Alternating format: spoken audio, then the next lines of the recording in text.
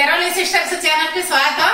ఈ రోజు మీకు మంచి రుచికరమైన చేప ఇగురు చేసి చూపిస్తానండి.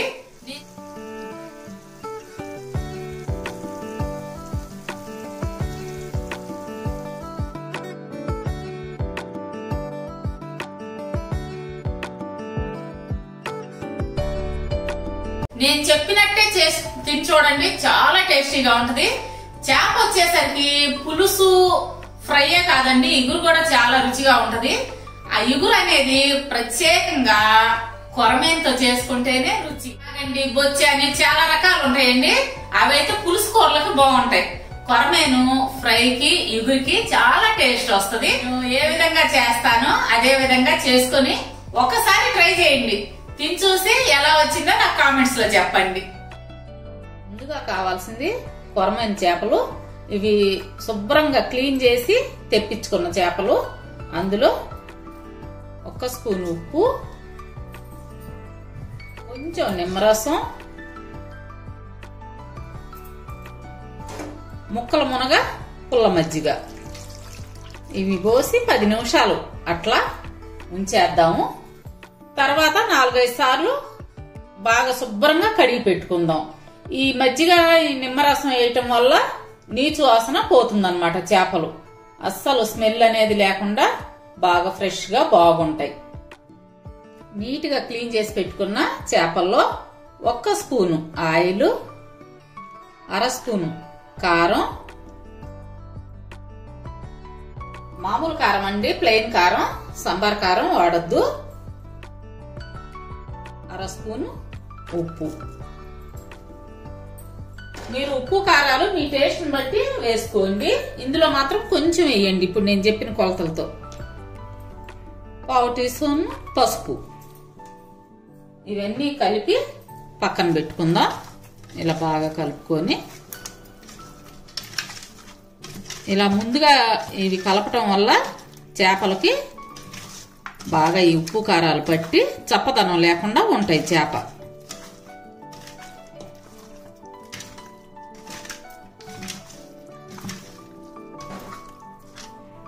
వీటిని ఈ విధంగా కలుపుకొని పక్కన పెట్టేసుకుందాం కొద్దిసేపు.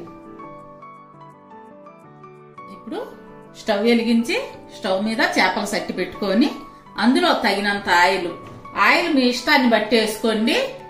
ఎక్కువ తినేవాళ్ళైతే కొంచెం ఎక్కువ వేసుకోవచ్చు, చేపల్లో కొంచెం ఎక్కువ ఉంటేనే బాగుంటుంది.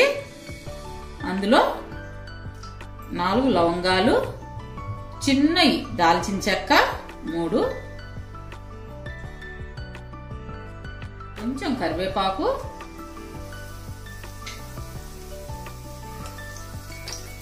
ఉల్లిపాయ పేస్ట్ అండి. మీడియం సైజు ఉల్లిపాయ 1 తీసుకున్నాను, కచ్చా పచ్చిగా పేస్ట్ చేసుకున్నాను.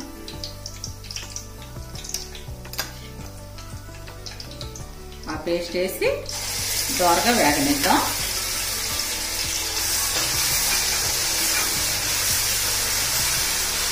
ఇందులోనే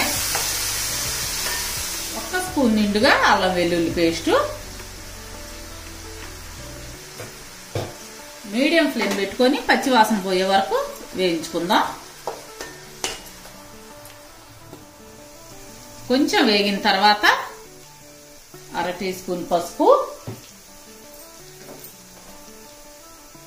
6 పచ్చిమిర్చి చీలికలు. ఈ చేపల ఇగురికి పచ్చిమిర్చి చీలికలుగా తరుపుకుంటేనే బాగుంటుంది.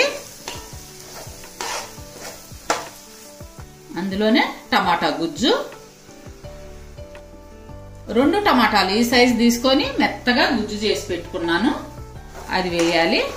ఇవన్నీ పచ్చివాసన పోయే వరకు వేగనిద్దాం.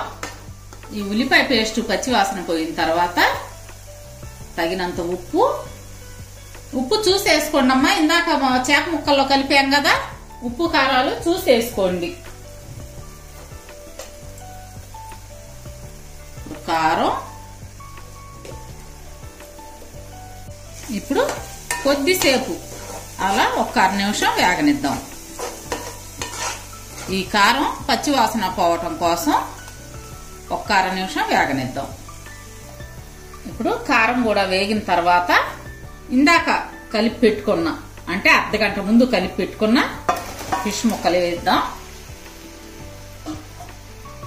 వేసి వెంటనే పచ్చి మీద అయితే విరగవు.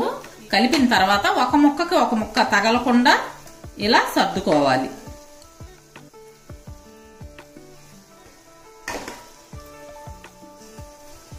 ఇప్పుడు మీడియం ఫ్లేమ్ మీద ఉడకనిస్తూ ఈ విధంగా మూత పెట్టుకొని మగ్గనిద్దాం.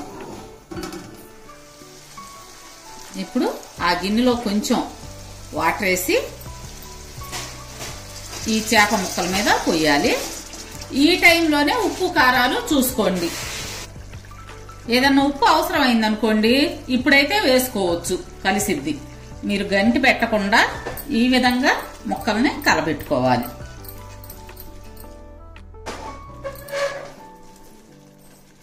ఇప్పుడు మూత పెట్టి మగ్గనిద్దాం.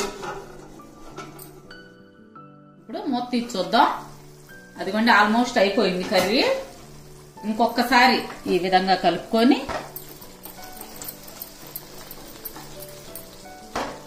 గట్టి మాత్రం పెట్టద్దు. మూత పెట్టేద్దాము. ఇప్పుడు అందులోకి 1 స్పూన్ గసాలు, 2 స్పూన్లు జీడిపప్పు, ఒక 10 నిమిషాల ముందు నానబెట్టుకున్నాను. వీటిని పేస్ట్ చేసుకుందాం.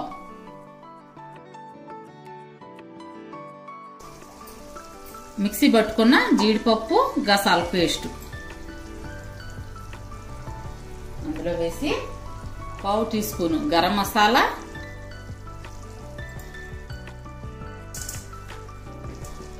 కొంచెం కొత్తిమీర, పుదీనాకు. ఈ 2 పుదీనాకు సీ ఫుడ్ కి కంపల్సరీ అండి. పుదీనాకు వేసుకుంటే చాలా టేస్ట్ వస్తుంది. ఒక్కసారి ఈ విధంగా కలిపేసి అంతా కలిసే విధంగా 1 నిమిషం ఉంచి స్టవ్ కట్టేసి సర్వింగ్ బౌల్లోకి మార్చుకుందాం.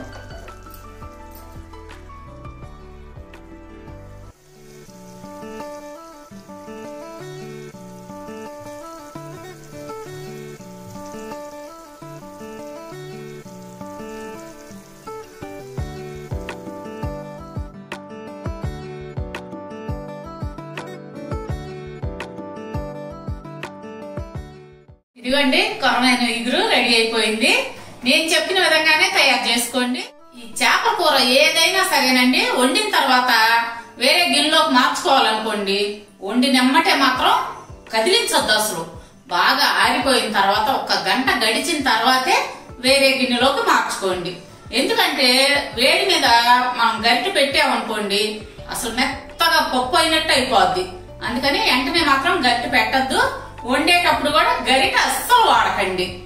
ఊరక గిన్నె ఇలా కదిలించి వండుకోవటమే. అయితే వేడి మీద మాత్రం ఏ చేప కూర అయినా టేస్ట్ ఉండదండి. కొంచెం చల్లారిన తర్వాతే తినాలి. అంటే కనీసం 6 గంటల టైం అన్నా ఉండాలి. వెనకట్లయితే ఉదయం చేస్తే సాయంత్రం లేదంటే తెల్లారి కూడా తినేవాళ్ళం. అంత రుచిగా ఉంటది మరుసటి రోజుకి. మీరు నేను చెప్పిన విధంగా తయారు చేసుకొని తిని చూడండి. ఎలా వచ్చిందో నా కామెంట్స్ లో చెప్పండి.